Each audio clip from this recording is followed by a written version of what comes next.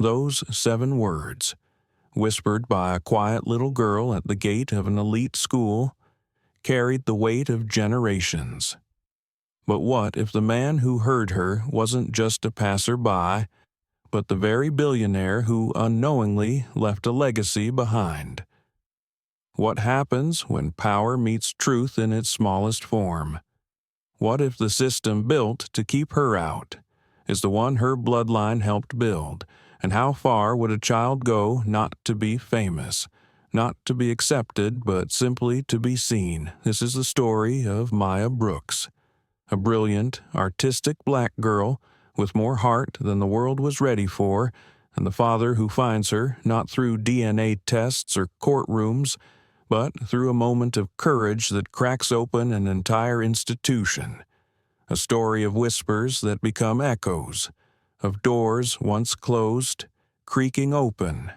And now we ask you, when truth knocks, will the world open the gate before we begin? Don't forget to like, share, and subscribe to the channel. Your support helps us bring powerful stories like this one to light. Now, let's begin. The rain had just begun to fall soft and uncertain, like a question the sky hadn't decided how to ask yet. Julian Carter stepped out of the Blacktown car, one hand still gripping his phone, the other adjusting the cuffs of his tailored coat. His schedule buzzed like a low hum in the back of his mindboard presentation at 9:00 lunch with the Innovation Council at noon. Foundation review at 3:00. Another day, another deal, another carefully managed sequence of expectations. He was already late.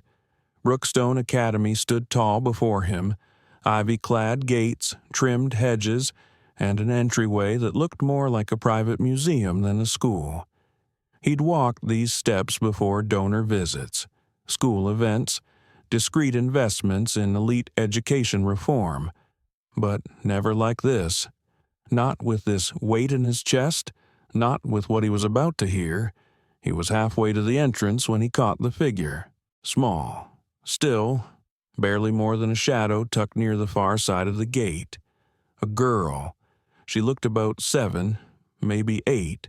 Her braids were tight, neat, but her coat was too thin for the weather, and one of her backpack straps had been taped back together.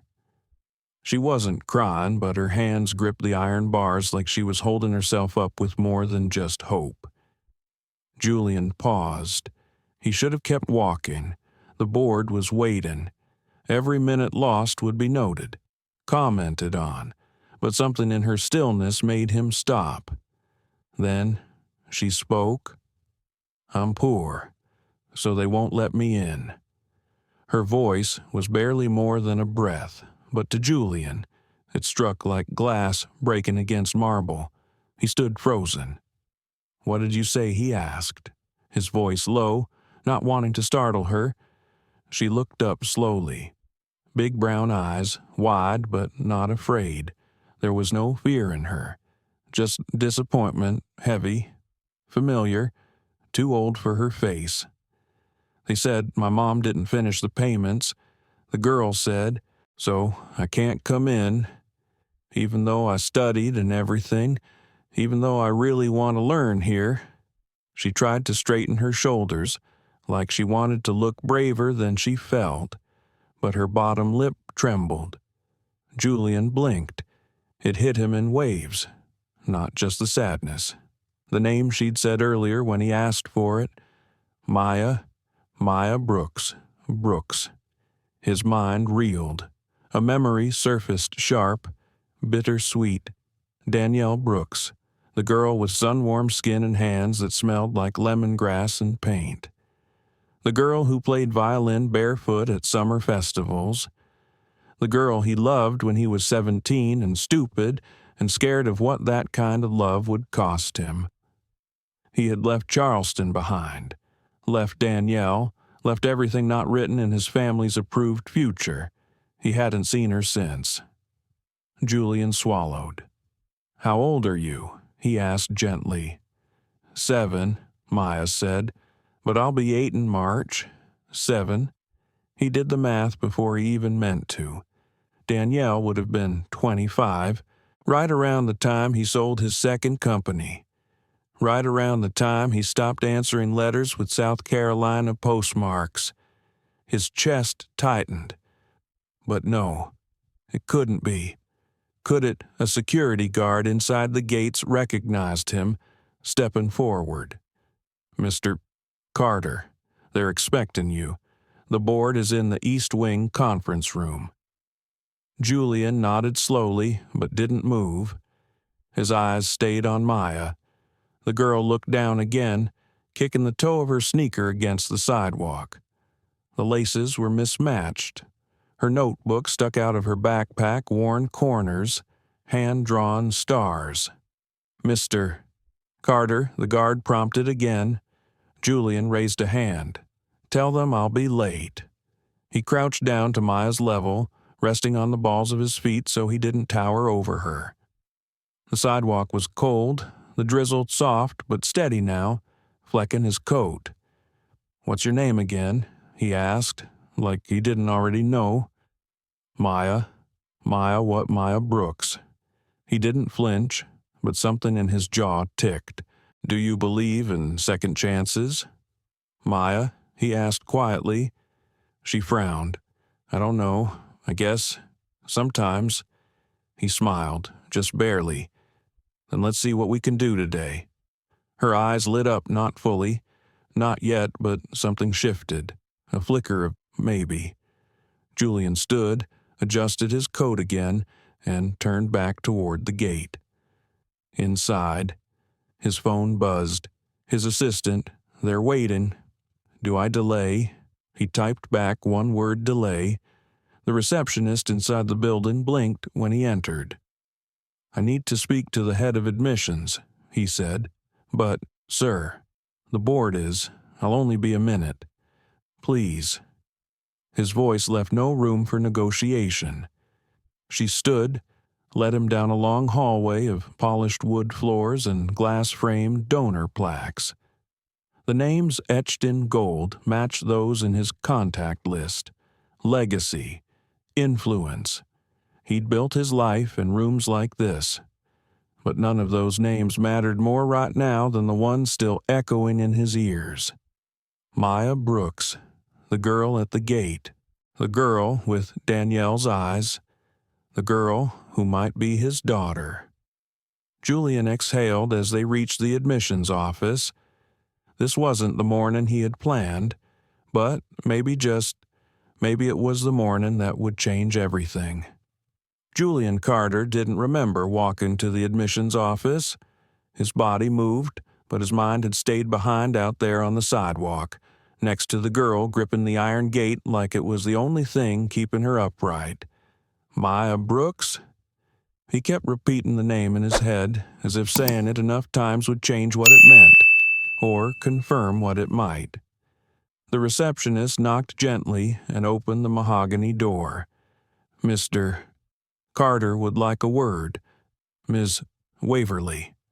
Elaine Waverly looked up from her desk, her blazer navy and pressed, a fountain pen balanced precisely between two folders. "Mr. Carter," she said, rising. "Of course. Please, come in." He stepped inside. The door closed behind him with a soft click. "I won't take much of your time," he said. "No problem at all," Elaine replied, smiling. "Is everything all right? I believe you're expected." He cut her off, his voice low, almost apologetic. "There's a little girl outside, 7 years old. Her name is Maya Brooks. She says her mother couldn't finish the enrollment payments, and that she was told she couldn't come in." Elaine's posture shifted just slightly. Not defensive, not guilty, just careful. "I see," she said. "Yes. We did reach out to Ms. Brooks several times regarding the final tuition installment. Our office has a clear policy. She's 7, Julian said, quieter this time. Elaine's face didn't change, but her eyes did, a flicker of hesitation, of discomfort. with respect. Mr. Carter, Brookstone Academy maintains rigorous academic and financial standards. We are a nonprofit institution, but not a charity. If we make exceptions, we invite precedent. Julian stepped toward the window and looked out. The iron gate was still visible from this angle. Maya hadn't moved much. She was sitting now on the low stone wall near the hydrangea beds, her backpack beside her. The drizzle had darkened the sidewalk. She looked small.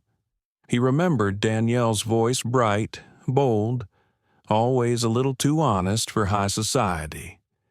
He remembered how she once said, "I don't want our kid to grow up thinking they have to earn a place at someone's table." And he remembered how he left her anyway. "What if?" Julian said slowly, still looking at the window. "You didn't have to worry about precedent." Elaine frowned. "I'm not sure I follow. What if I sponsored her quietly? No announcement, no board vote, just one child, one chance." Elaine blinked, recalculating. Well, if she had a confirmed benefactor, she does now. Julian turned around. Elaine hesitated, then gave a slow nod. "I can make the adjustments in the system. We'll inform the registrar." "Thank you," Julian said. "Consider her enrolled." As he stepped into the hallway, his phone buzzed again. This time, the text read, "Board growing impatient. Delay or reschedule." He typed back, "Delay, final."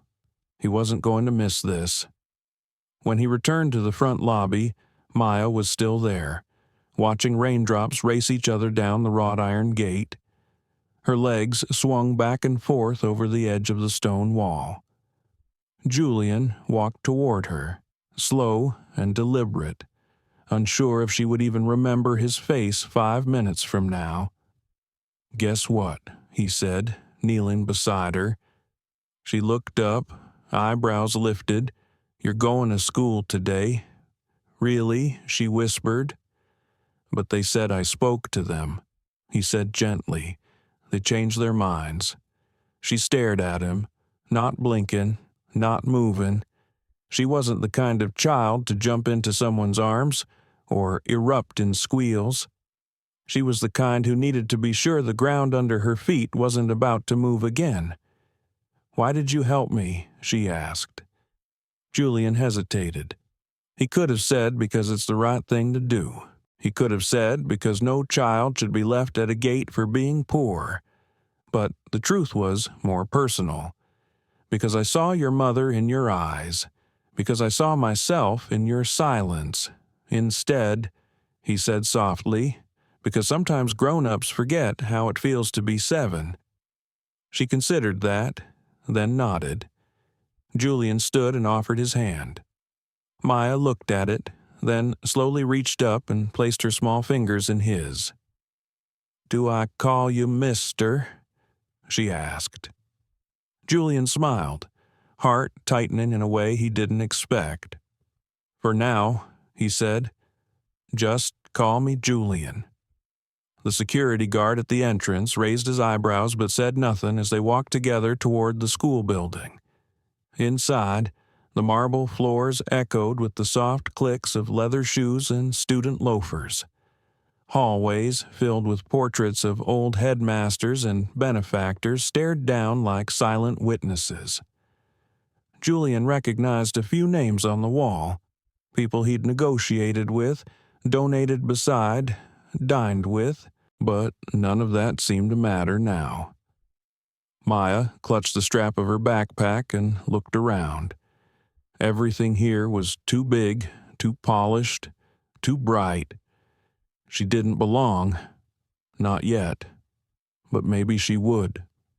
Julian walked her to the reception desk, where the same woman who had led him to admissions blinked in surprise. "This is Maya Brooks," he said. "She'll need a classroom assignment." "Yes, of course," the woman replied, quickly tapping keys on her screen. "Let me see what we have." Most of the second-grade classes are full, but, room 2A, Ms. Thompson's class. Julian nodded. The woman led them down a side hallway until they stopped at a bright red door. Inside, the voices of children hummed like the early tune of a song warming up. Julian took a slow breath. "Ready?" he asked. Maya looked at the door, then at him. She didn't say anything, but she squeezed his hand just a little before letting go. The receptionist knocked, then opened the door. "Ms. Thompson, apologies. A new student, Maya Brooks, joining your class today." A tall woman with silver-streaked braids and an observant expression looked up from her lesson. She glanced at Maya, then at Julian. For a moment, her gaze lingered curious, guarded. "Of course," she said smoothly. "Come in.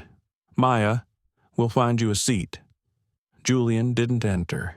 He stood at the door, watching. Maya walked in, her steps small but steady. Her eyes scanned the room. A girl near the window smiled and patted the seat beside her. Maya sat down, set her backpack gently on the floor, and folded her hands on the desk. She didn't look back. Julian stood there a moment longer, unsure why it hurt to leave.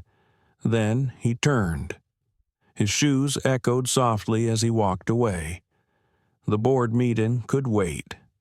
There was something more important unfolding behind him. Something he hadn't planned. Something that had found him anyway. Julian Carter didn't go to his meeting that morning. He sat in his car outside the school instead, engine off, phone face down on the console, listening to the rain thrum quietly against the windshield. His reflection in the glass didn't blink. He hadn't seen that version of himself in years. The man who waited, the man who cared. The building behind him buzzed on as usual. Students filed in.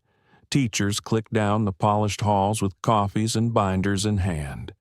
Parents with last-minute sign-in forms waved goodbye to their kids before pulling away in cars that looked suspiciously similar to his. He could have left. He had meetings, calls, a schedule that usually didn't bend for anything. But Maya Brooks wasn't anything. She was a question that opened a door he wasn't sure he was ready to walk through. He finally texted his assistant to reschedule everything for the next day. Then he got out of the car, walked into the main building, and asked to speak with Elaine Waverly again. The receptionist looked startled, but didn't argue. Elaine's office smelled like citrus and paper. She stood as he entered, just as composed as before, a slight lift to her brows that asked without words what he wanted now. Julian sat without invitation. "I need to make this formal," he said. "About Maya." Elaine blinked. "The sponsorship, no. I want to make her permanent. Enrollment, no trial, no reviews. That's not how it works." She replied, "There's an application process, tests, wait lists." She leaned forward slightly. "Even if tuition is covered, our school operates by structure. Structure protects fairness." "Fairness," Julian repeated, leaning back. "Is that what this is?" Elaine's expression didn't shift, but her fingers tightened slightly on the edge of her desk. "Brookstone is a top-tier institution. You know that. You've supported our programs for years, but enrollment isn't only about money." It was a nice way of saying Maya didn't look the part, or rather, she looked like a complication. Julian had sat in too many donor dinners, heard too many quiet laughs in back hallways to not recognize the coded language. He steepled his hands, fingers pressed lightly at his lips. "I'm not asking for a spotlight," he said. "I don't want a press release. I want a place for her. A real one. If I need to endow a library to get it done, I'll do it by noon." Elaine hesitated. "It's not that simple. It never is," he said, and stood, "but do it anyway." He left before she could answer. Out in the hall, a framed photo caught his eye, the class of 1983. His class. He spotted his teenage self in the second row, awkward and sharp-jawed, flanked by sons of CEOs and grandsons of senators. He didn't smile in the photo. He didn't remember smiling much that year at all. Back in the classroom, Maya was sitting in the back row. Ms. Thompson had paired her with a partner for a science worksheet, but the boy had already scooted his chair a few inches away. Maya kept her head down, answering questions quietly in her workbook, as if she didn't notice. But she noticed. Children always notice. Ms. Thompson was watching her too. She had seen dozens of new students over the years. Some cracked under pressure. Some fought to prove themselves, but Maya was different. She didn't push. She endured. At recess, Maya sat alone under a tree, sketching in a notebook. She liked the trees at Brookstone. They were big and quiet. They didn't ask who paid for their roots. 3 girls passed her. One of them snickered, then leaned down just enough to whisper something near her ear before walking away. Maya didn't look up. She just turned a page and kept drawing. Later, in the teacher's lounge, Ms. Thompson mentioned it to Elaine in passing.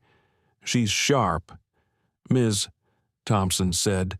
"Reads above grade level, doesn't speak much, but she listens." Elaine nodded without looking up from her tea. "She'll need to adjust. She's trying," Ms.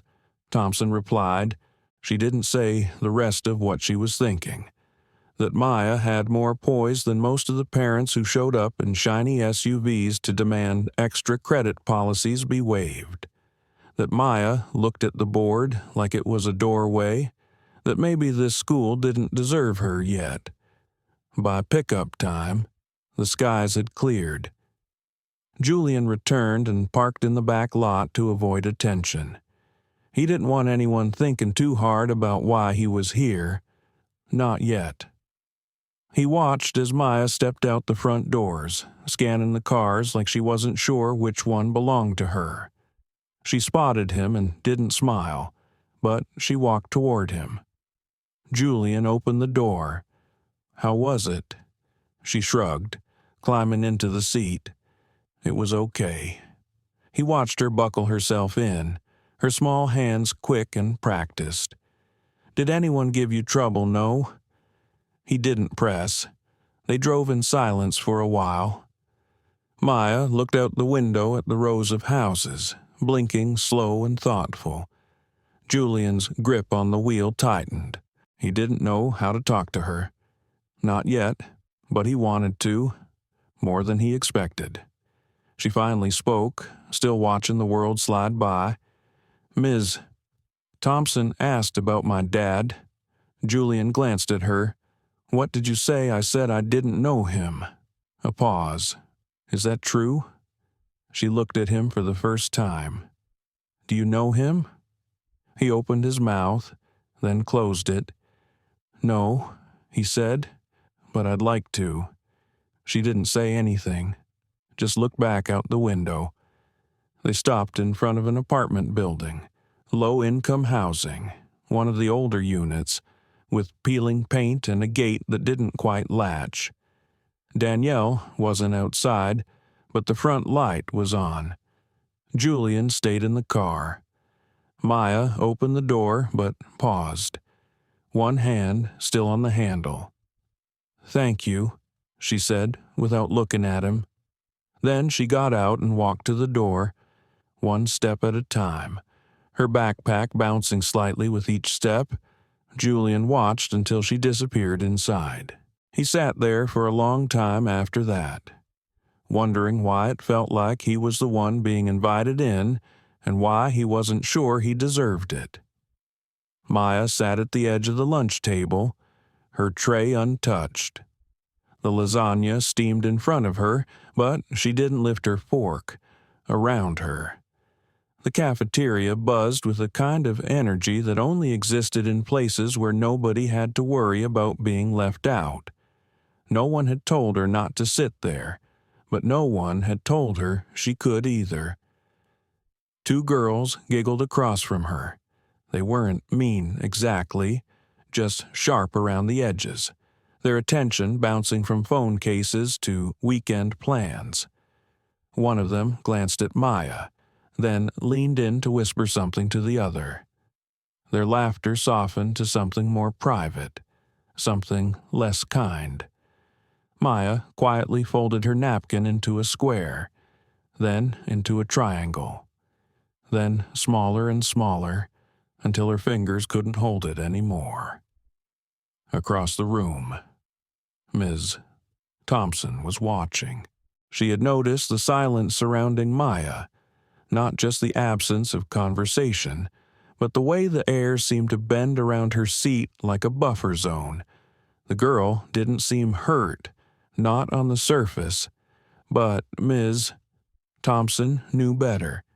She had taught long enough to recognize when a child learned how to fold herself smaller, just to fit in.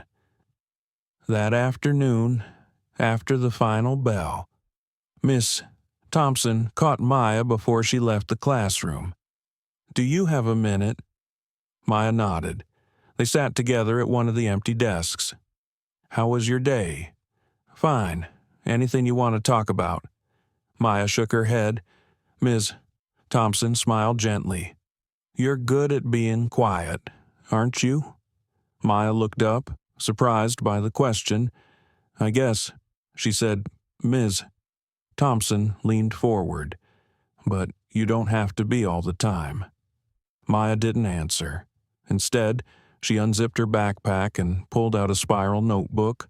The corners were worn, the pages slightly crinkled. She opened it to a drawing near the middle. It was a tree. Not just any tree, but one full of strange beauty. Its roots were thick and tangled, like they had stories to tell. The branches reached wide, and there were small figures under it. Only one of them had a face. Ms. Thompson studied the image. "This is yours." Maya nodded. "It's beautiful." Who are the people? Maya hesitated. "Me, and my mom. The rest I don't know yet." Ms. Thompson looked again, then closed the notebook softly. "Can I keep this one for a while?" Maya looked uncertain. "Not forever," Ms. Thompson said. "Just until tomorrow. I want to hang it on the board." "Would that be all right?" A small nod. That evening, Julian sat alone in his condo overlooking the city skyline. The place was sleek, quiet, filled with expensive furniture that looked like it belonged in a catalog. It didn't feel like anyone lived there. He had ordered takeout but hadn't touched it. His laptop was open. Files scattered on the screen, annual reports, campaign drafts, a dozen unread emails from advisors. But his attention was on something else. He had spent the last hour searching through old files, trying to find her, Danielle Brooks. Her name hadn't come up in years, not since college, when he buried that part of himself under layers of success.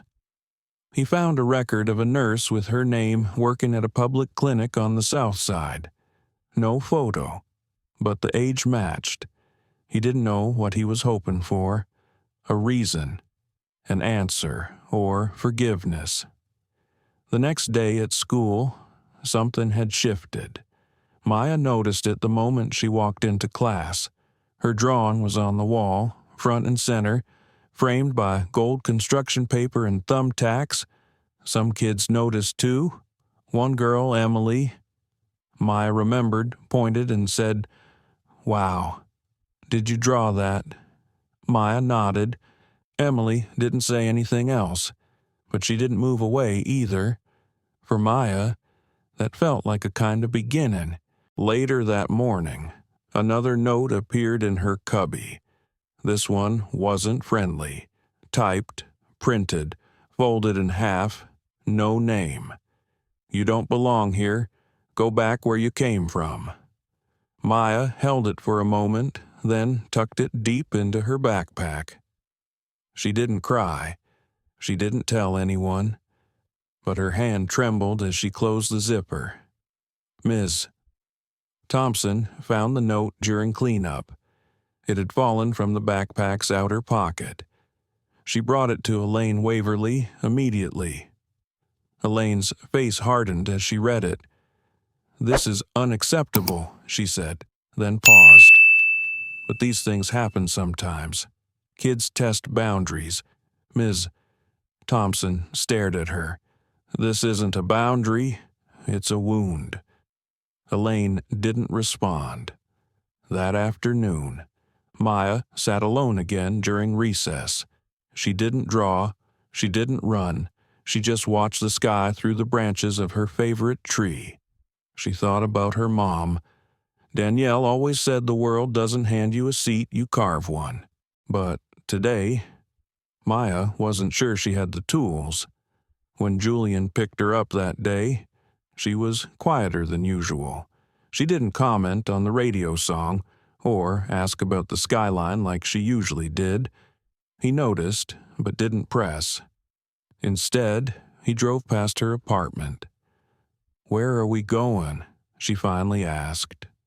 "Someplace I thought you might like." He took her to a park near the museum district. Not one of the fancy ones with food trucks and fountains. A simple one. Swings that creaked, a slide that needed paint. But the trees were tall and the air was clean. They sat on a bench with 2 hot chocolates, watching the sun sink behind the buildings. "Can I ask you something?" Julian said. Maya nodded. "What's your favorite thing to draw?" She thought for a second. Places that don't exist yet. Why? Because they feel safer than the ones that do. Julian looked at her. Really looked. "And if you could live in one of those places, I don't want to live there," she said. "I just want to remember they could be real someday." He didn't know what to say to that. So he didn't say anything. He just sipped his drink and let the silence speak for both of them. Later, he walked her back to her apartment. Danielle opened the door this time. She froze when she saw him. "You?" Her voice was low, controlled. "Danielle," he began, but she shook her head. "No, you don't get to show up now. I just want to talk." She stepped aside only slightly. 5 minutes. Maya disappeared into her room. The walls were thin. Julian looked at her. "The girl is special. She always has been." Danielle crossed her arms. "Why now?" "Because I didn't know." She looked at him then. Really looked. "Yes, you did. Somewhere inside you. You just chose not to ask." He didn't deny it. Danielle's voice softened. "Maya's strong, but even strong kids get tired." Julian nodded. "Let me help." Danielle didn't answer. He turned to leave. "Just don't make promises you can't keep," she said quietly. "I won't," he replied. "Not this time." Danielle sat on the edge of her bed after Julian left. The apartment was quiet except for the hum of the old refrigerator in the kitchen. The blinds swayed slightly from the breeze leaking in through a cracked window. She stared at the spot where he had stood, the air still holding something unsaid. Maya peeked out from her room. "Is he gone?" Danielle nodded. "You okay?" Maya came over and climbed up beside her. "He's different than I thought." Danielle smoothed her daughter's hair. "What did you think he'd be like I didn't? I never really thought about him. Not like that. But he listens, kind of. And he doesn't talk too much." Danielle smiled, but it was thin. "That's new." They sat there a while, shoulder to shoulder. neither one speaking.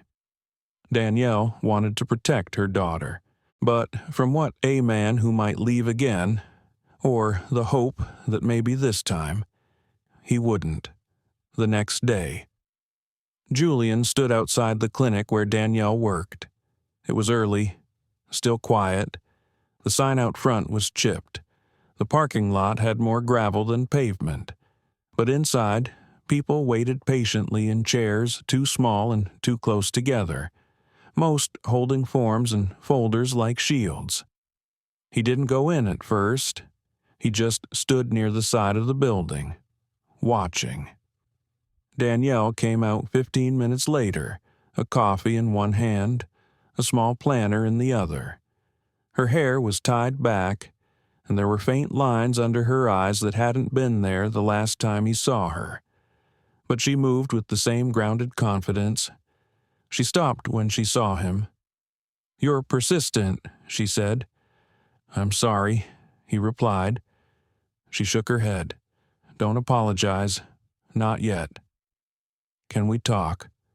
She motioned toward a bench beside the clinic's side entrance. They sat, not touching, not looking directly at each other. "You really didn't know?" Julian swallowed. "No, I didn't. I left. That's on me. But I never knew she was mine. I tried." Danielle said, "I wrote letters. One came back unopened. The second, I don't know if you ever got it. I didn't." She looked at him then. "Well, that doesn't erase the time. 7 years, Julian." He nodded, ashamed. "She had her first fever at 3 months. Wouldn't stop crying. I held her all night, begged her to breathe easier. That was me, just me. Diapers, rent, every scraped-together backpack. Every night I worked double shifts so I could buy her one extra book at the end of the month. That was me." "I know," he said quietly. "No, you don't. But maybe you want to." They sat in silence for a long moment. "I've changed," he said. "Everyone says that when they want something. I don't want anything." Julian said, "Just a chance to be part of her life. I don't even know what that means yet. But I know I don't want to disappear again." Danielle looked down at her planner. She flipped a few pages, then closed it. "You want to be part of her life?" "Yes. Start by showing up. Not with gifts, not with promises. Just show up. Over and over. I can do that." She stood, then we'll see. Later that week, Maya had her first art project presentation. Parents were invited. Ms. Thompson had encouraged Maya to speak in front of the class. Maya had hesitated, but agreed when she learned Danielle would be there. What she didn't expect was to see Julian in the back of the room, sitting quietly beside her mom. He wore a simple sweater, no suit, no phone in hand, just a notebook on his lap, where he scribbled something as she spoke. Her voice trembled at first, but she found her rhythm.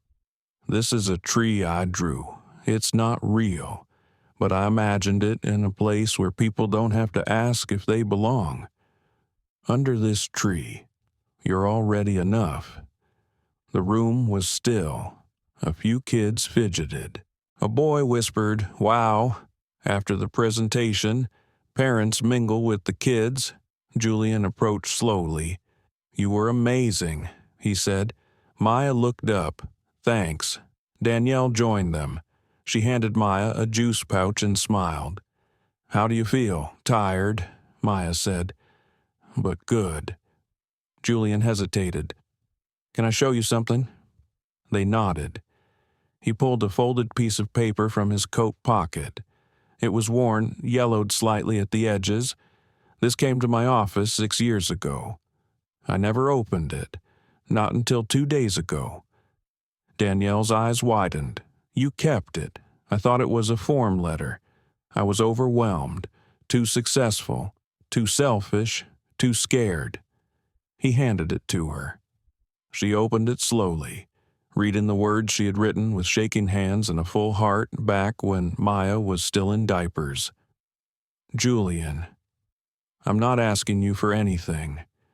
I just want you to know you have a daughter. Her name is Maya. She has your eyes. I don't know if you'll ever want to meet her, but she deserves to be known. Danielle folded it again. Tighter this time.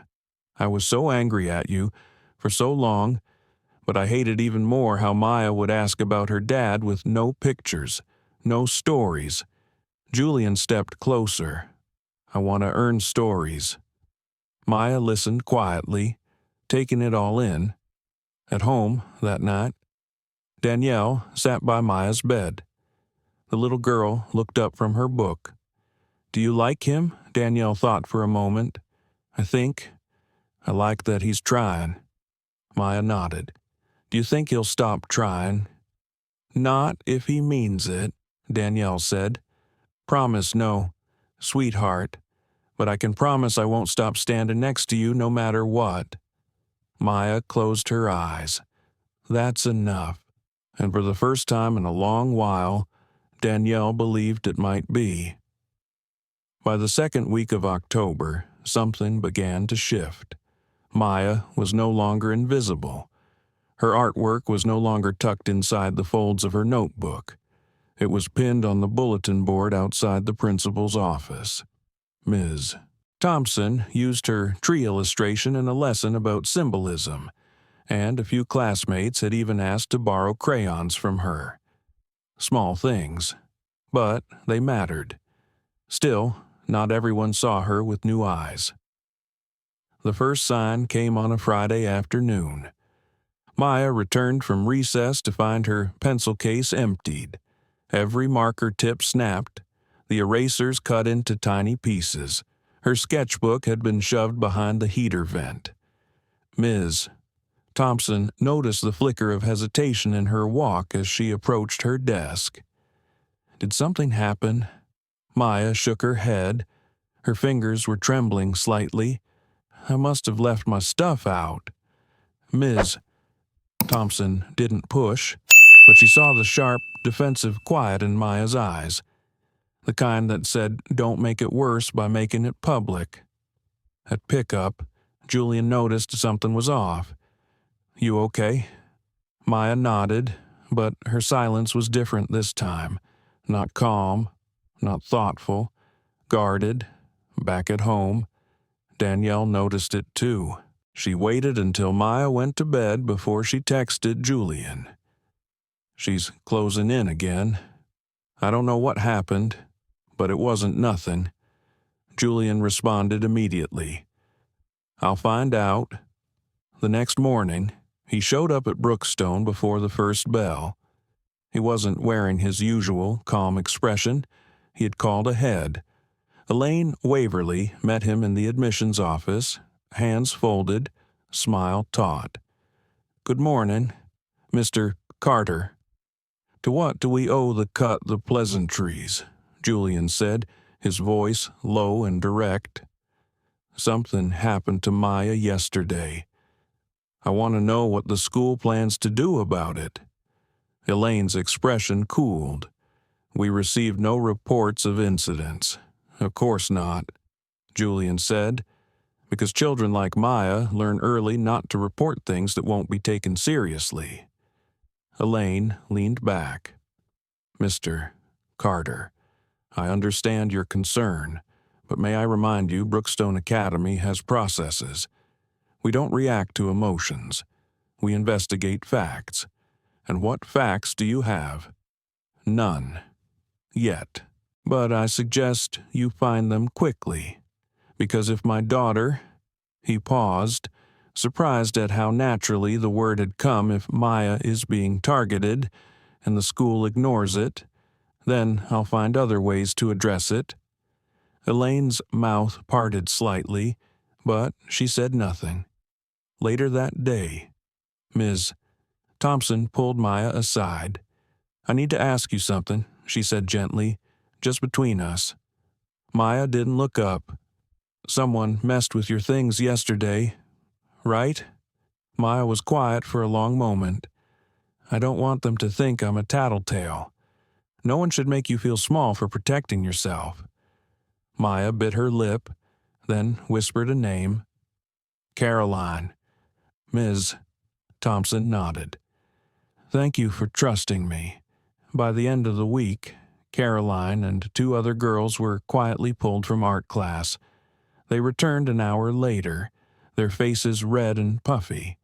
One of them shot Maya a look, not of remorse, but of something else.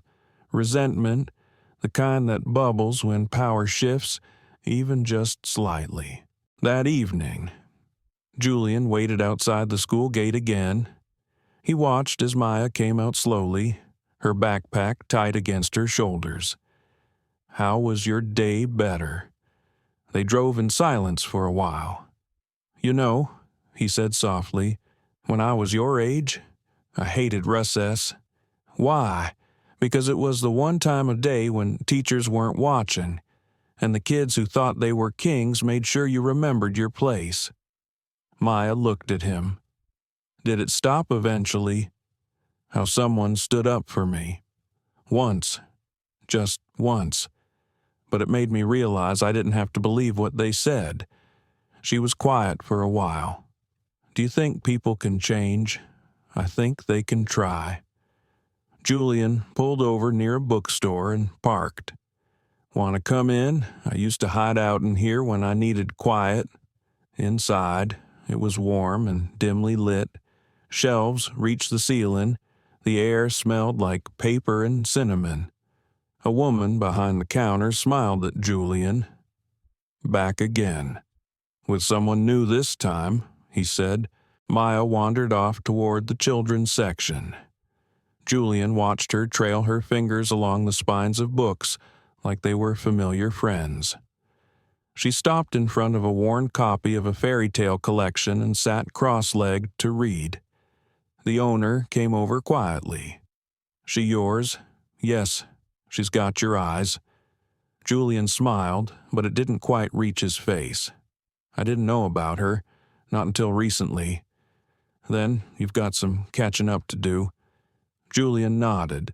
That's the plan. He sat in one of the armchairs near the fireplace and waited. Maya stayed on the floor for nearly an hour, completely absorbed. When they left, she held the book in her arms. You want to keep it? Can we? It's yours. She looked up at him. This time, she smiled. Back in the car, she spoke first. There's this girl in class who wants me to help with her art project. Emily. That's great. She didn't talk to me before, but after the drawing on the board, I think maybe she sees me now. Julian looked at her in the mirror. She saw you before. She just didn't know how to look. At home.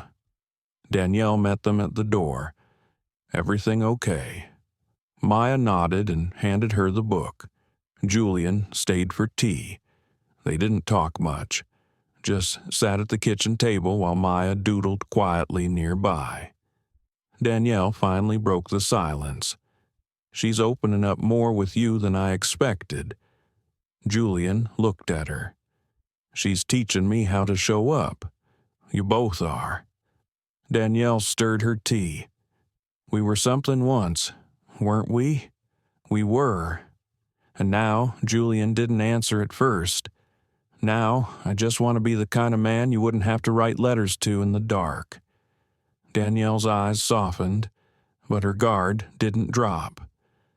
Then keep showing up.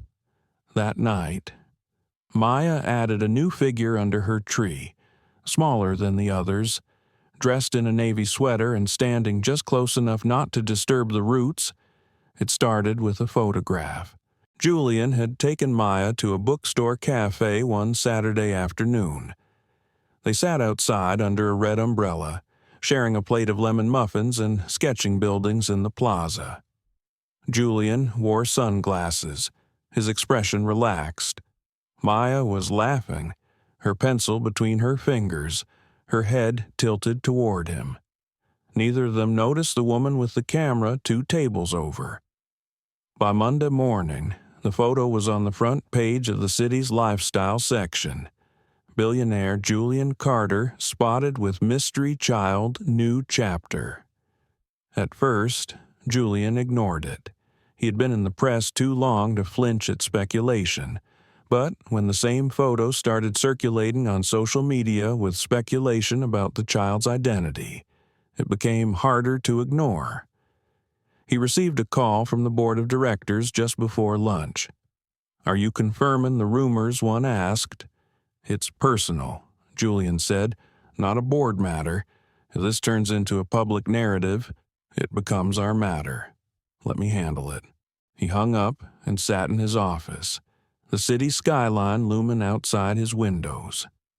His phone buzzed again. Danielle. He answered immediately. "Have you seen it?" she asked, her voice sharp. "I'm sorry. I didn't know anyone took a picture. Maya's classmates are already whispering. One mom at pickup asked me point blank if you're her father. What did you say? I said it's none of her business. But Julian, Maya isn't ready for this kind of attention. I know. I'll fix it." He wasn't sure how, but he knew this wasn't about business.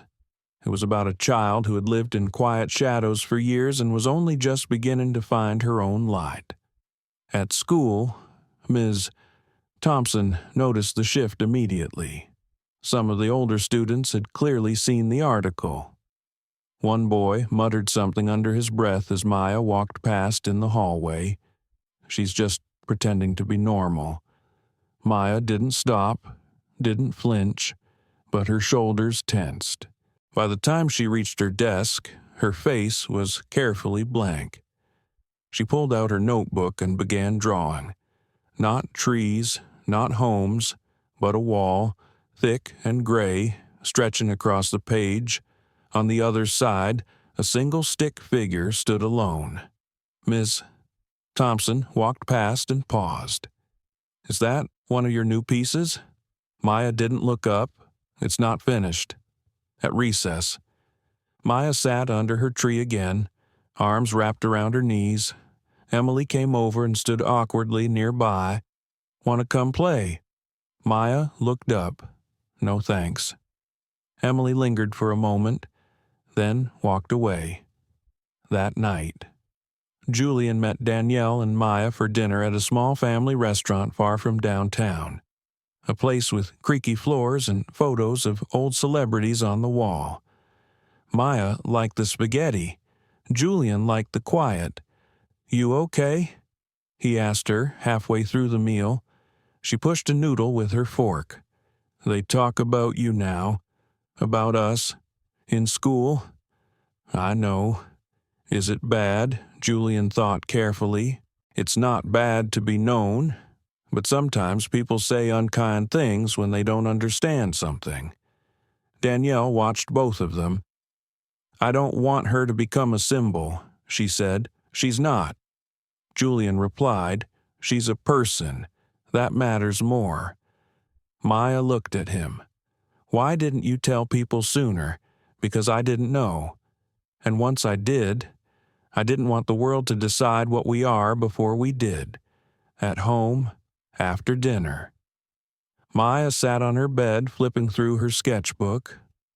Danielle knocked and entered, holding a folded piece of paper. "What's that?" Maya asked.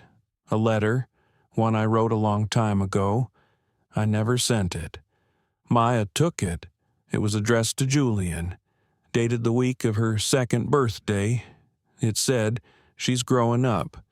She asks about shadows now, about names. I don't know how to fill the space where you belong, but I do my best not to let her see the hole." Maya looked up.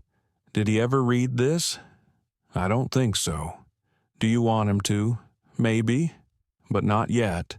The next morning, Maya brought the sketchbook to school. She flipped to the page with the wall drawn and added something new.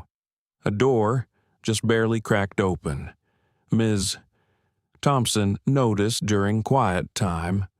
"That's different." Maya smiled, just a little. I think it's almost finished now." Later that day, Julian received a request from a news anchor to appear for an exclusive interview. The producer offered a high-profile slot on prime time to clarify the story.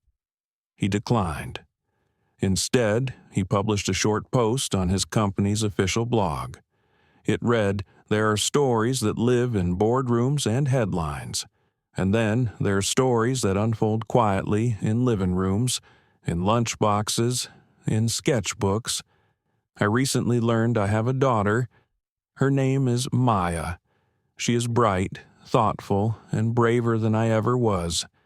I'm not making an announcement. I'm making a promise to her to be present, to be patient, and to never again let silence define our bond." The post went viral within an hour. Comments poured in. Some praised his honesty. Others questioned the timing. A few whispered about motives. Julian ignored them all. That evening, he picked Maya up from school and handed her a copy of the printed post. She read it slowly in the car. "You said my name?" "I did." She looked at him. "I think I'm okay with that." He nodded. "I hope one day we'll both be more than okay." Maya leaned back in her seat, watching the trees blur past. "You know, I don't need you to fix everything." Julian glanced over. "I know, but I'm not leaving, even if I can't." She smiled softly, then pulled out her notebook and began sketching again. This time, the tree had 3 figures underneath, and the door in the wall was wide open. The invitation came folded in thick ivory cardstock, embossed with gold trim and sealed with Brookstone Academy's crest. At the top it read, "You are cordially invited to the Fall Expression Showcase, a celebration of student artistry and imagination." Maya found it in her backpack, slipped between math homework and a field trip permission form. At first, she didn't know what it was.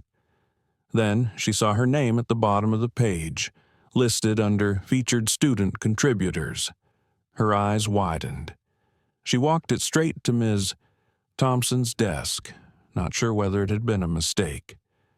"You're on the list," Ms. Thompson confirmed. "Your latest piece will be exhibited in the main gallery hall. It's the one with the tree and the 3 people beneath it." "Right?" Maya nodded slowly. "How does that feel?" Maya hesitated. "It feels scary. That's okay. Beautiful things often are. That evening." She waited until after dinner to show the invitation to Julian and Danielle. She placed it on the table like it might break. Danielle read it first. "Oh my God. Maya." She looked up, beaming. "This is huge." Julian picked it up next. His brow furrowed as he read, "That's a big deal. Main Gallery Hall. That's where the board meets." Danielle added, "That's a lot of eyes." Julian met Maya's gaze. "Do you want to do it? I think so." He smiled. "Then we'll be there. Front row, unless there's cake. Then second row, near the snacks." Maya laughed. The next week passed in a blur of preparation. Ms. Thompson had the chosen artwork professionally framed. Maya practiced a short artist statement in case anyone asked her about the meaning.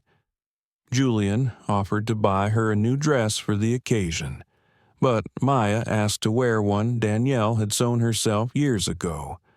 It was light blue with a white collar and had been kept carefully folded in tissue paper. It still fit, barely. The night of the showcase arrived crisp and clear. Strings of white lights wrapped around the stone columns at the school entrance. Soft jazz music played from hidden speakers. Guests arrived in luxury cars, dressed in pearls and tailored suits. Trays of sparkling water and tiny appetizers floated through the crowd. Danielle held Maya's hand tightly as they entered. Julian walked slightly behind them, offering calm presence without pressure. Inside, the gallery was lined with student paintings and sculptures. Each piece had a printed name tag. Maya's was positioned in the center of the far wall, illuminated by a soft spotlight. Beneath it, her name, Maya Brooks. Grade 2. Julian whispered, "There she is." Danielle swallowed hard, her eyes glassy. "She's really here." Parents and donors began to circle the artwork. Most offered polite praise. Some lingered longer, until a voice broke the air. "Is that the girl from the article? A woman in a black cocktail dress, silver clutch in hand, stood squinting at Maya's piece. I thought Brookstone's showcase was for legacy families." Danielle turned, her voice like ice. "Excuse me." The woman looked her up and down. "Nothing personal. It's just, this event used to be a certain standard. Now we have children of tech CEOs making headlines and filling walls." Julian stepped forward.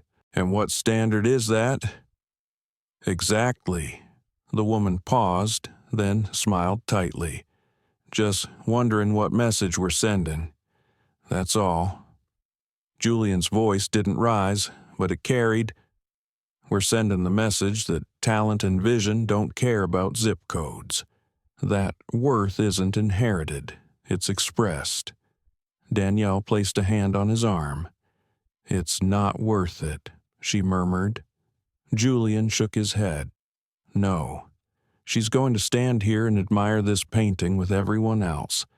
And then she's going to walk away knowing she saw the future, even if it scared her."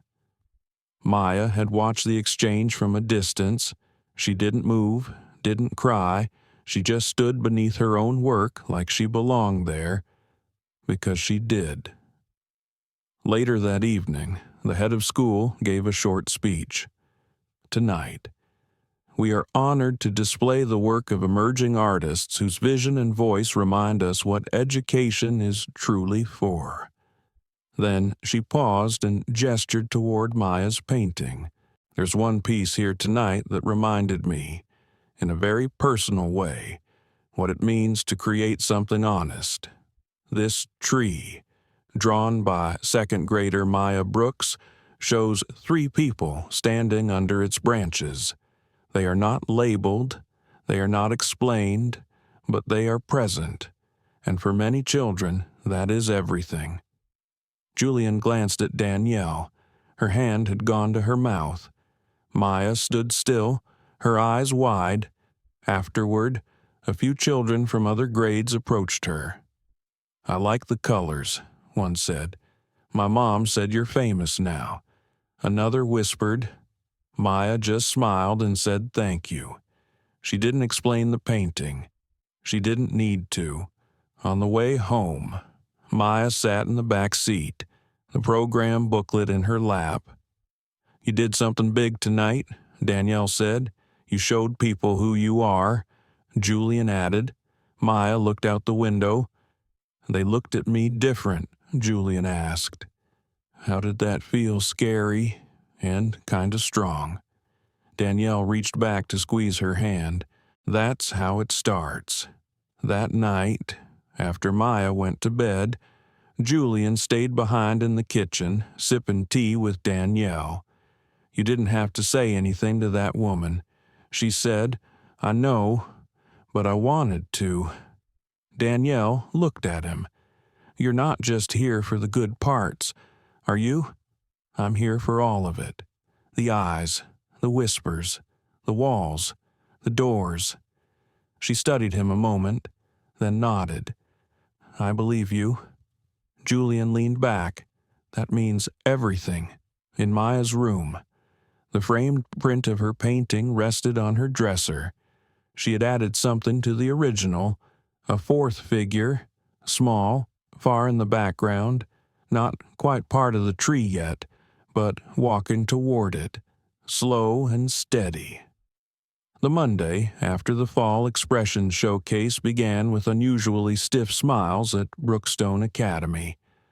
The glossy recap article in the school newsletter opened with a photograph of Maya standing in front of her painting, flanked by Julian and Danielle. The caption read, "Emerging Voices, Maya Brooks, and the Strength of Storytelling." By noon, the photo had circulated among the school's parent group chat. Some responses were congratulatory. Others were less so. The school board met behind closed doors that same evening. Elaine Waverly, head of admissions and longtime gatekeeper of Brookstone tradition, sat at the far end of the table, flipping through a printed copy of the article. Her nails tapped lightly against the paper. "This kind of attention," she began, "brings exposure, and exposure brings questions about our policies, our admissions process, our values." Julian Carter leaned back in his chair across the table, arms folded. "So the problem is that Maya's presence makes people wonder how she got in." Elaine cleared her throat. "We simply want to maintain the clarity of our mission. Historically, Brookstone has built its excellence through generational investment and strategic placement." "You mean wealthy families?" Julian replied. "I mean sustainability," she said quickly. "We've never positioned ourselves as a charitable institution." Julian's voice remained calm. "You positioned yourself as an academic leader, and Maya is one of the brightest students in her grade." "What are we discussing, exactly? That a child of color being talented and present is somehow inconvenient." Another board member, Mr. Lancaster, shifted uncomfortably. "This is not about race, Julian. Everything is about race when the only time it's mentioned is when someone who looks like Maya succeeds." Elaine leaned forward. "We're receiving pushback from influential parents, quiet concerns about the direction of our school's cultural narrative." Julian stood.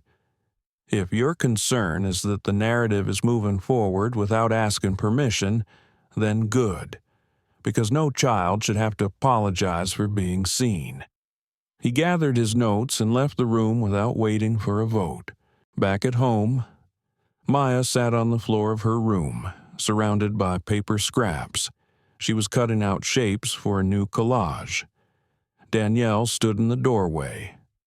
"You're very focused tonight. It helps me think." Maya replied without looking up. "What are you thinking about? How come some people are nice in person but mean in groups?" Danielle stepped into the room and sat beside her. "Because people get scared when someone else's strength reminds them of what they've been ignoring." Maya looked at her. "Do you think they'll take my painting down? I don't think so. But even if they did, they can't erase the fact that it was there, that they saw it, that it made them feel something they didn't expect." Maya nodded. At school the next day, Ms.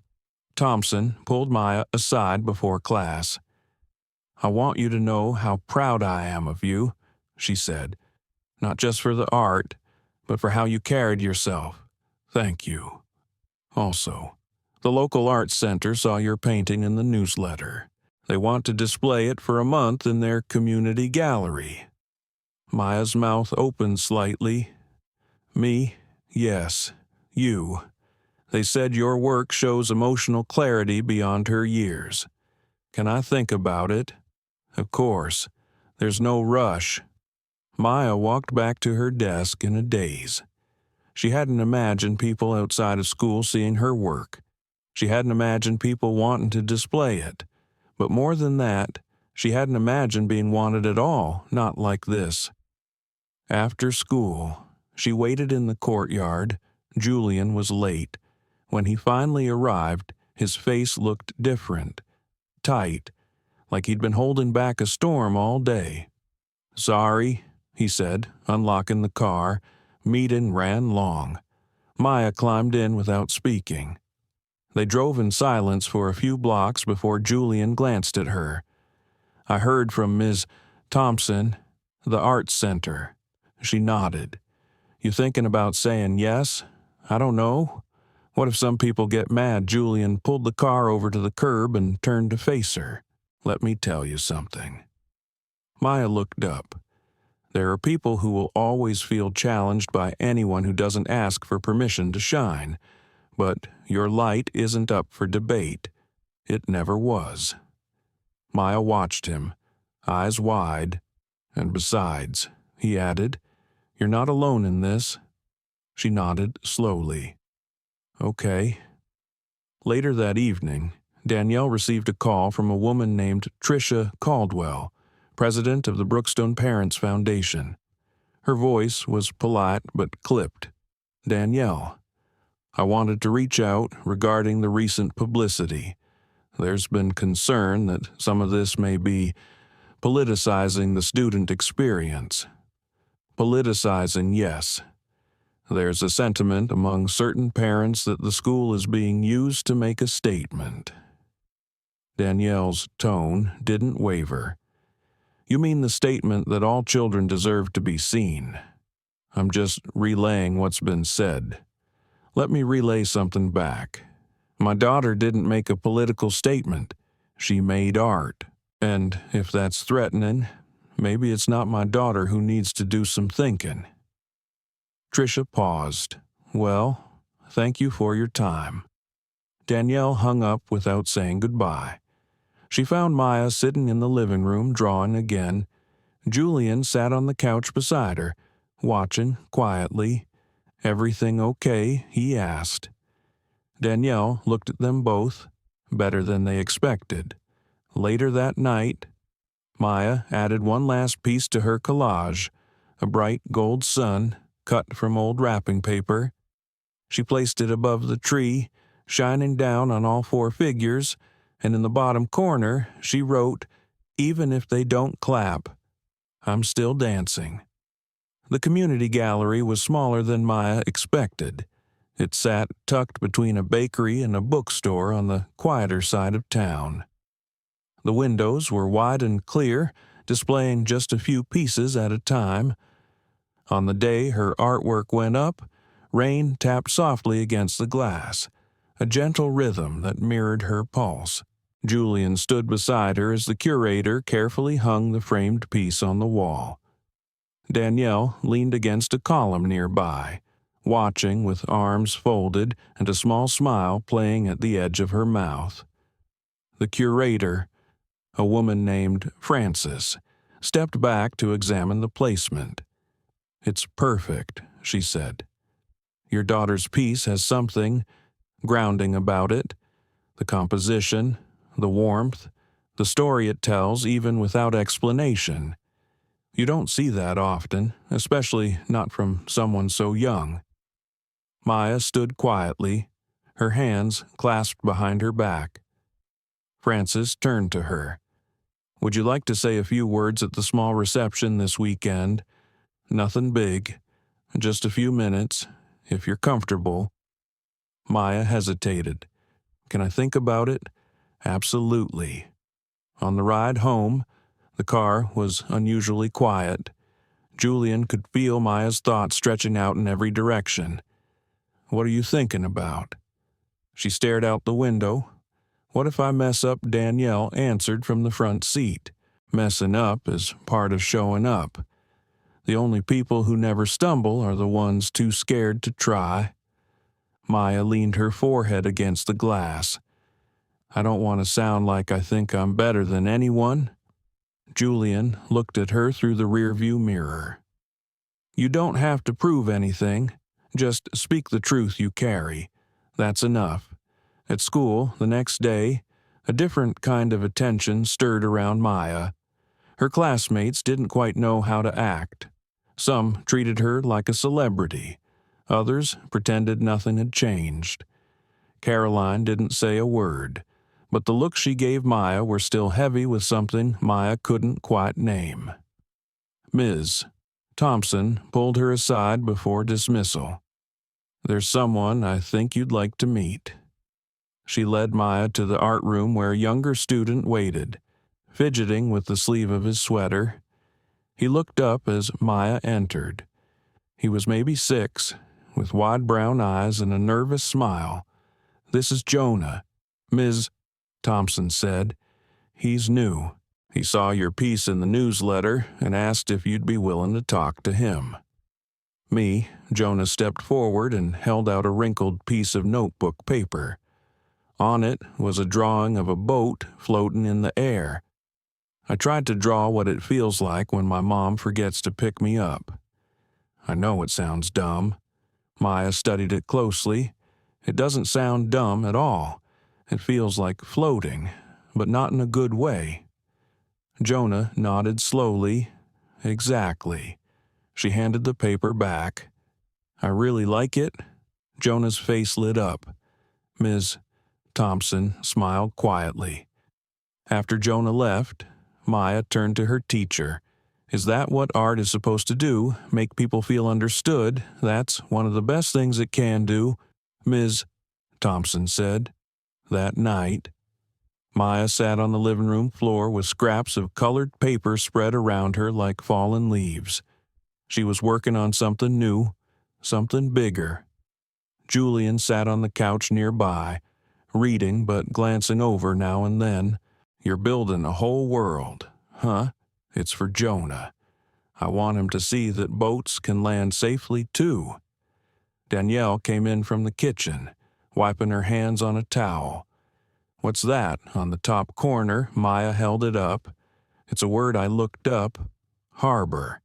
A safe place when the storm comes." Julian smiled softly. "That's beautiful." The day of the gallery reception arrived with crisp air and warm light. The space filled quickly with families, neighbors, and a few journalists from local blogs. Frances handed Maya a small microphone and gently guided her to the front. "You can read from your notebook if that helps," she whispered. Maya looked out at the crowd. She spotted Danielle near the back, her eyes bright and steady. Julian stood beside her, his arms crossed softly over his chest. Jonah sat in the front row, legs swinging, holding his own drawing in his lap. Maya took a breath.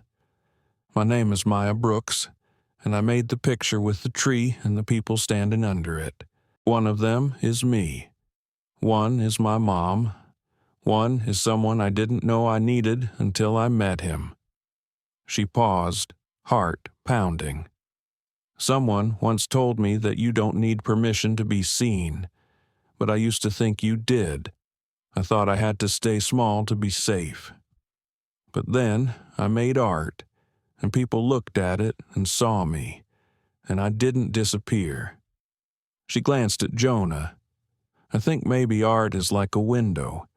It lets the light in, and it lets people out of the dark, too."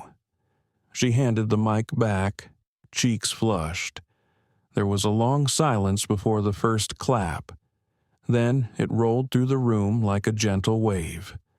Later, as people milled around, one of the local blog writers approached Julian. "You didn't speak today, Mr. Carter. That's rare." Julian nodded toward Maya. She said everything that needed to be said. The writer scribbled something in a notepad. "This story is going to travel far." Julian turned back to his daughter. "I hope it lands exactly where it needs to." Outside, the evening stretched golden across the sidewalks. Maya walked ahead of Julian and Danielle, her steps lighter than usual. Julian watched her, then leaned toward Danielle. "She's carrying more than just talent. She's carrying courage."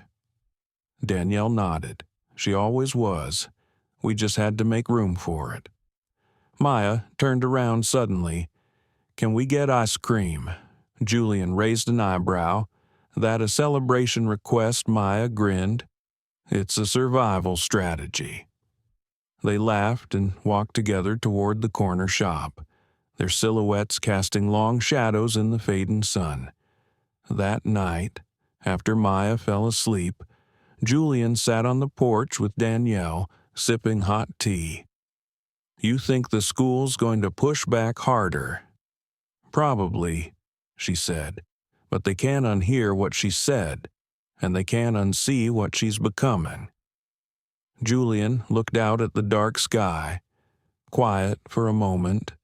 I used to think legacy was something you passed down in dollars, and now I think it's the strength you help someone else discover in themselves. Danielle leaned back, eyes closed. That might be the truest thing you've ever said. Inside, in the soft glow of her nightlight, Maya rolled over in her sleep. On her bedside table rested the drawing of Jonah's boat. Beside it, her collage titled Harbor, and above them both, the stars blinked in quiet approval.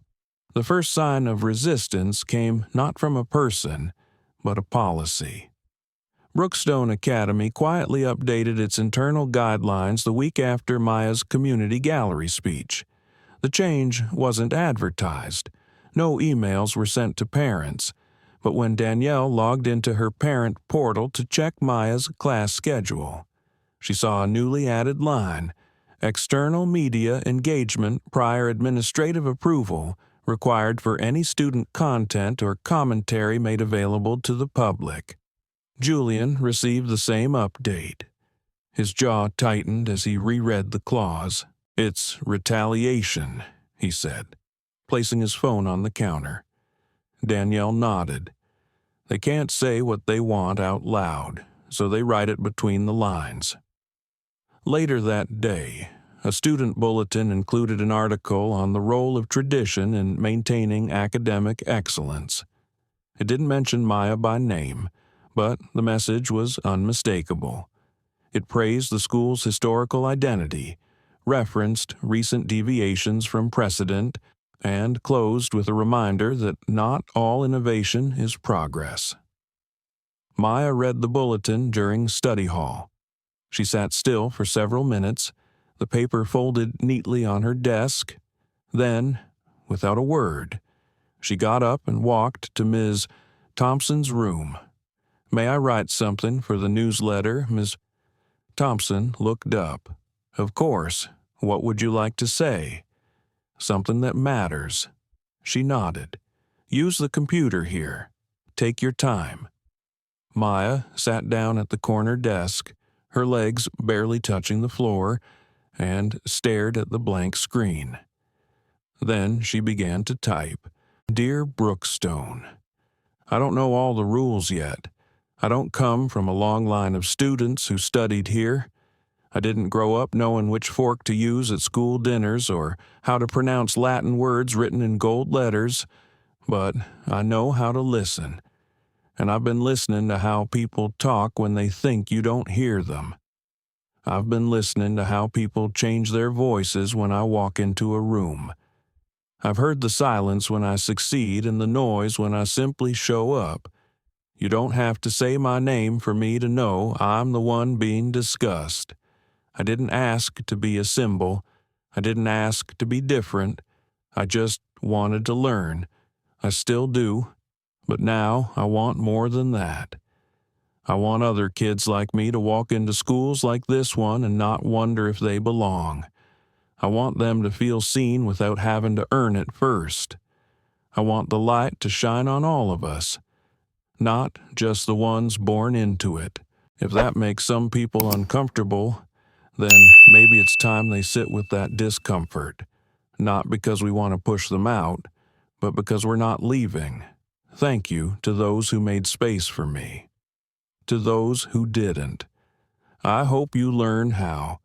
Maya Brooks, Grade 2, Miss." Thompson printed the letter and brought it to the faculty advisor for the newsletter. He hesitated. "This could stir things up," he said. "Ms." Thompson replied calmly.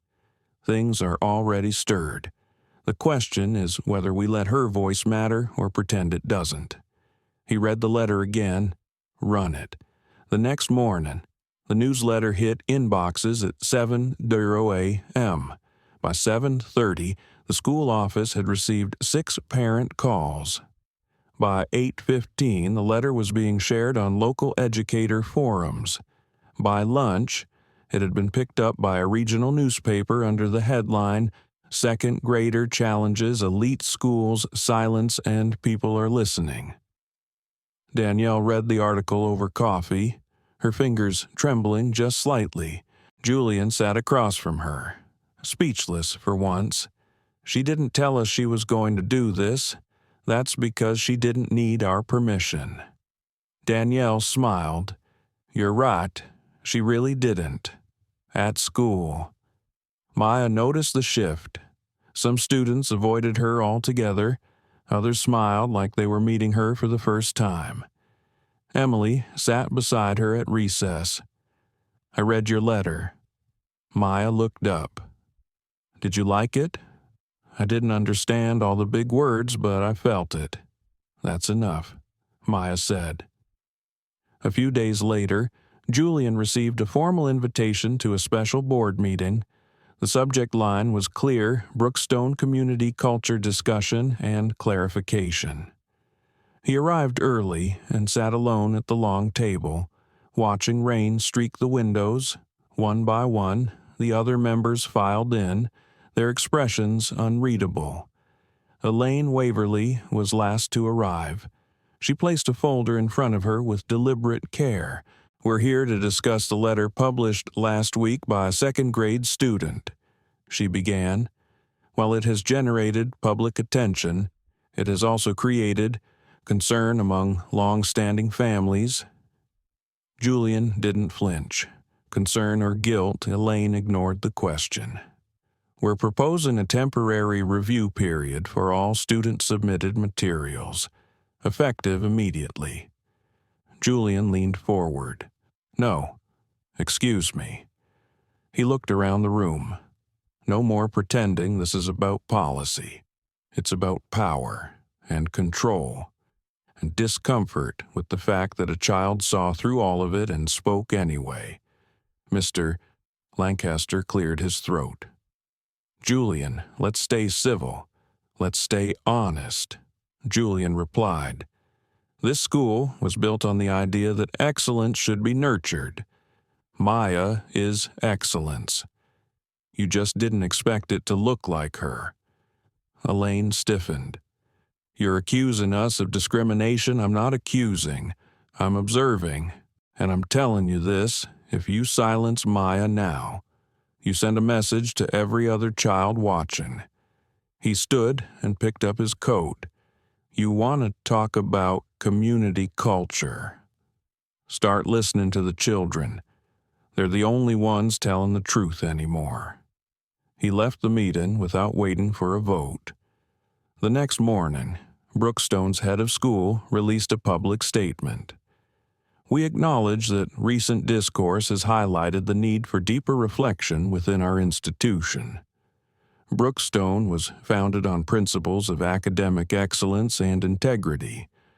We affirm our commitment to being a place where every student's voice is respected." It wasn't an apology, but it wasn't a dismissal either. And for Maya, that was enough for now. After school, she found Ms. Thompson sitting at her desk, a thoughtful expression on her face. "You changed something, you know. You made people stop hiding behind nice words. That's not easy to do." Maya tilted her head. "Does it get easier, Ms. Thompson smiled gently. "No, but you get stronger." That night, as the wind howled softly through the trees, Maya sat in bed with a pencil in her hand and a new piece of paper in front of her. She drew a staircase this time. At the top was a window, and beneath it, figures climbing, some slowly, some confidently, some with tears in their eyes. She added herself last, one step ahead, not leading, just leaving the light on. The spring morning arrived quiet and clear, as if the world itself had paused to breathe. Sunlight filtered through the trees outside Brookstone Academy. casting gentle patterns across the sidewalk as families entered the school auditorium for the annual Founders' Day celebration. For most, Founders' Day was tradition. For Maya Brooks, it was something else entirely. Her name had been quietly included in the program under student reflection, scheduled between a classical string performance and closing remarks. No fanfare, no formal announcement, just her name, simple, clean, steady. Danielle braided Maya's hair carefully that morning, her fingers slow and gentle. "You don't have to carry the world," she said softly. "I'm not," Maya replied. "Just a piece of it." In the auditorium, the seats filled quickly. Faculty lined the side aisles. Parents leaned toward each other in hushed conversation.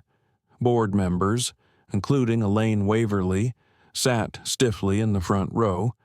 Julian took his place beside Danielle in the third row, his hands clasped tightly in his lap. When Maya was called to the stage, there was a pause in the room, not silence exactly, more like breath held. She stepped up slowly, holding a single sheet of paper. She wore a pale yellow dress and a simple necklace Danielle had given her. She looked small on that stage, but she stood tall. "My name is Maya Brooks. I am in second grade." Her voice didn't shake. This school was built by people who believed learning could build a better world. That's what Founders' Day means to me. Not just looking back, but building forward. She paused. "When I first came here, I felt like maybe I was a mistake, like someone would find out and say I didn't belong. But no one said that, not out loud. Some people smiled with their mouths and frowned with their eyes. Some people changed their voices when they talked to me. Some didn't talk at all, but some people saw me, really saw me. And when they did, I remembered how to see myself." Her eyes scanned the audience, calm and clear. "I made art so I wouldn't disappear. I wrote letters because I was tired of waiting to be heard. I stood here today because some people opened doors, and now I hope I can leave a few open behind me." She stepped back from the mic. The applause didn't begin immediately. It took a breath to land.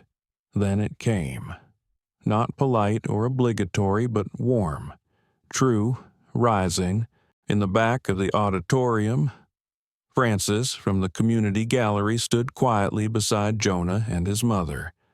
Jonah clapped hard, his whole body moving with it. Ms. Thompson wiped at her eyes. Elaine Waverly remained seated. She clapped once, twice, then folded her hands in her lap. After the program ended, the hallway buzzed with conversation. Maya slipped away from the crowd and found her way to the art room, her quiet place. She stood in front of the new mural they'd started painting on the back wall. It was still unfinished. A large tree, wide branches, at its base, space for names students who had helped build it. Julian entered behind her. "They left you a brush."